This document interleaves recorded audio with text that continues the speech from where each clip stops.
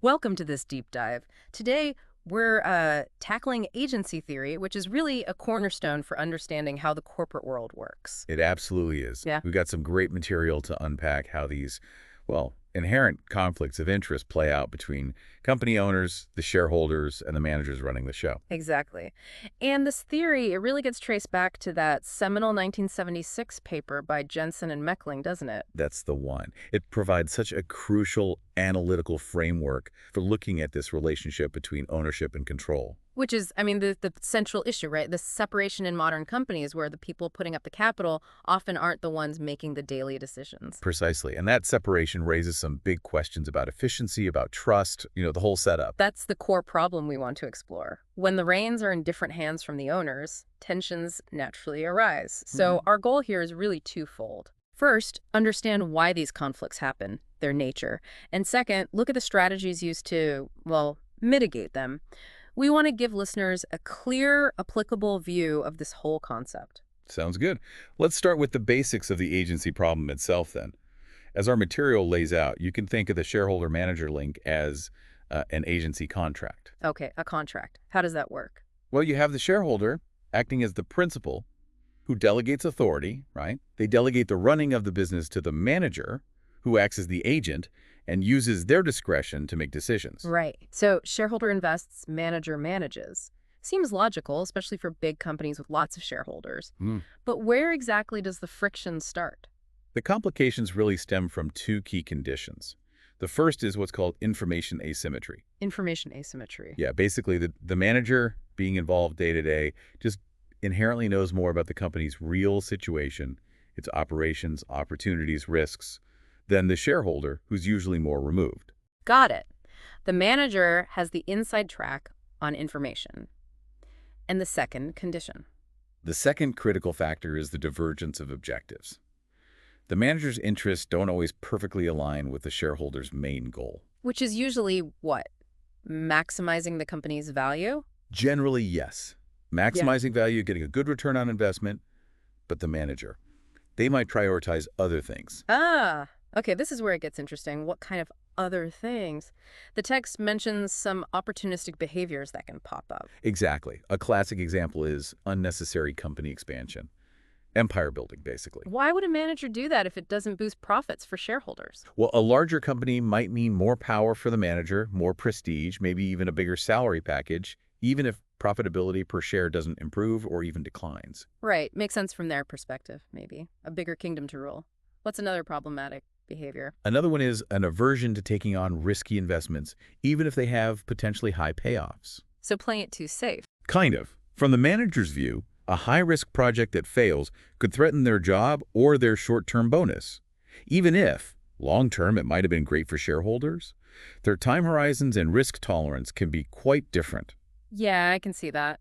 The manager might prefer steady and safe, limiting the upside for the actual owners. And the last one mentioned is accounting manipulation.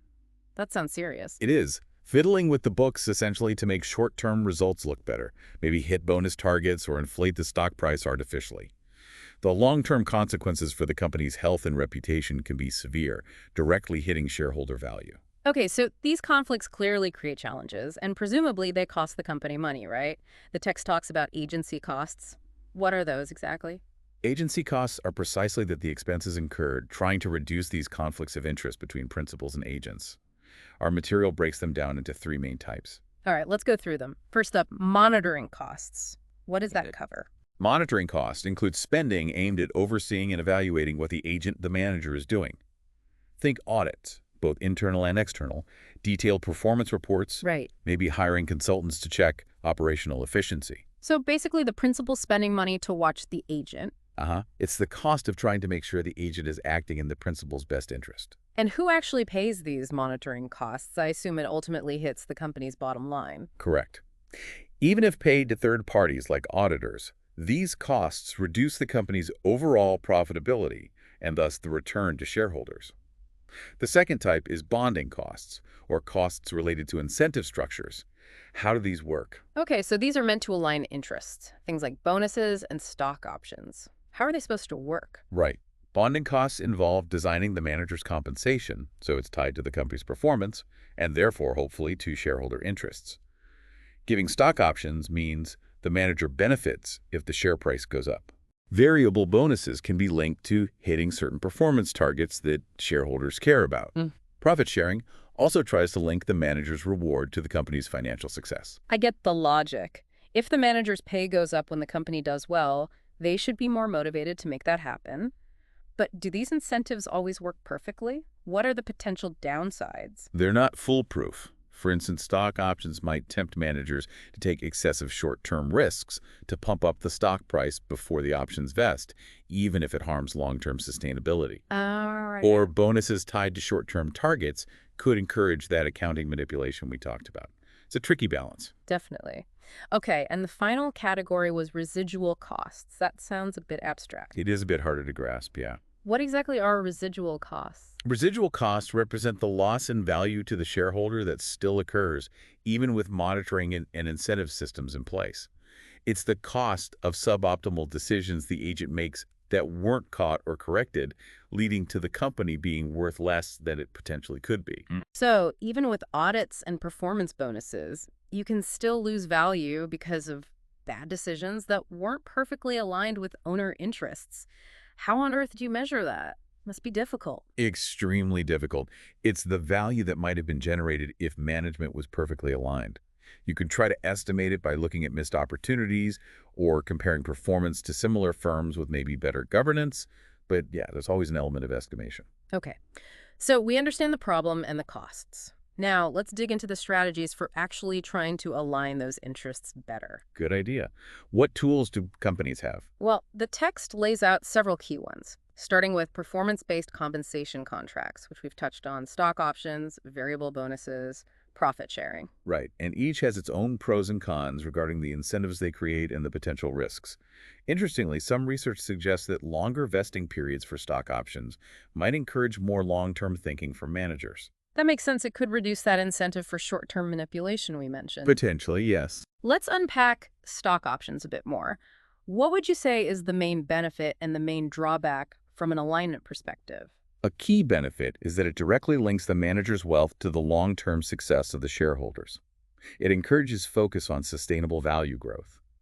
A major drawback is, again, that potential incentive for short-term price manipulation, or even just the fact that stock prices can be influenced by market factors completely outside the manager's control. Interesting point. What about variable bonuses? Well, being tied to specific targets, sales, profits, whatever, they can strongly motivate managers to hit those numbers. The risk, though, is that they focus too narrowly on those metrics, maybe neglecting other important areas, or even, as we said, cutting corners or using questionable practices to meet the target. Which brings us neatly to the next strategy, effective corporate governance. What are the crucial elements here? Effective governance rests on several pillars. One big one is having independent boards of directors. Why is independence so important? It's vital to ensure the board's decisions are made in the best interest of all shareholders, not swayed unduly by management or large shareholders with their own agendas. They need to provide objective oversight. And audit committees, what's their role in this? Audit committees, usually made up of independent directors, play a critical role. They oversee the integrity of financial reporting, the effectiveness of internal controls, and the independence of the external auditors. They're key for ensuring transparency and accountability. And we shouldn't forget codes of ethics. How do they fit in?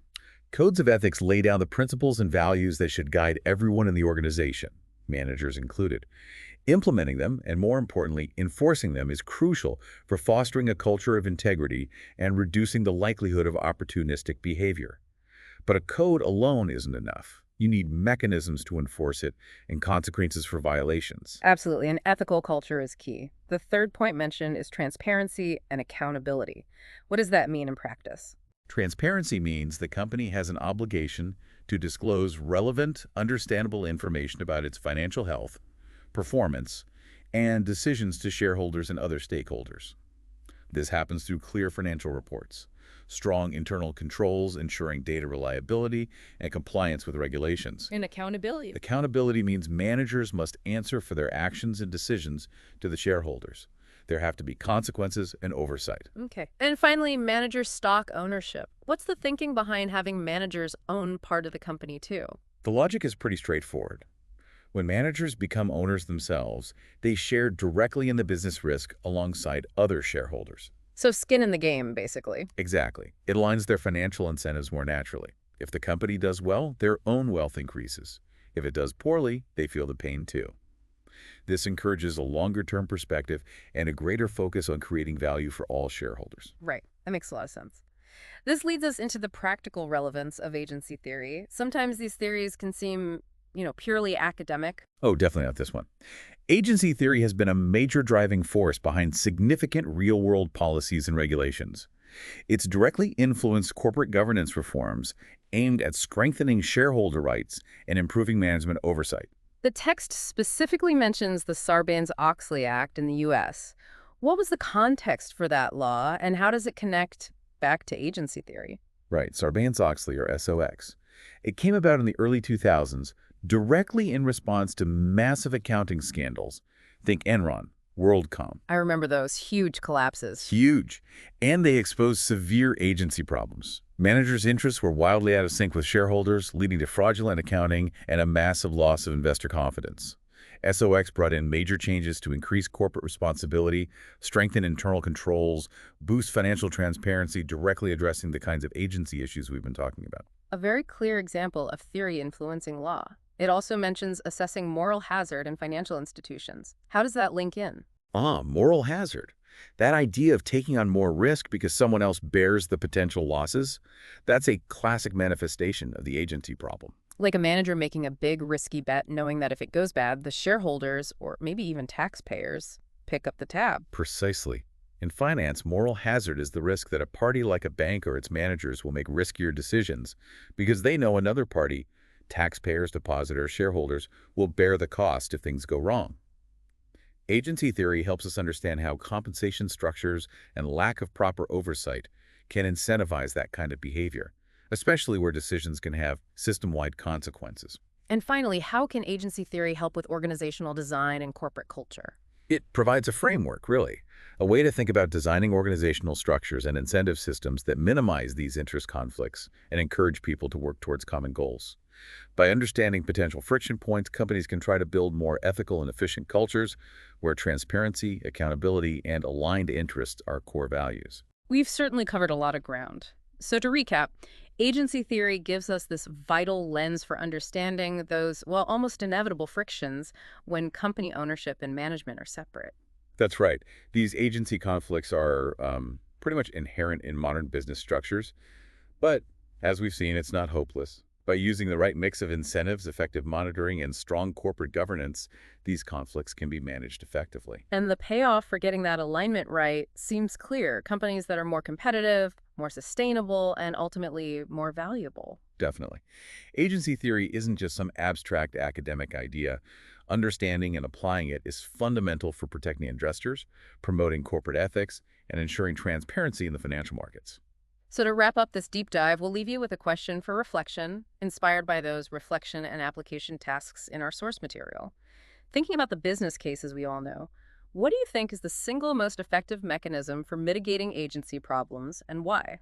Thanks for joining us for this exploration.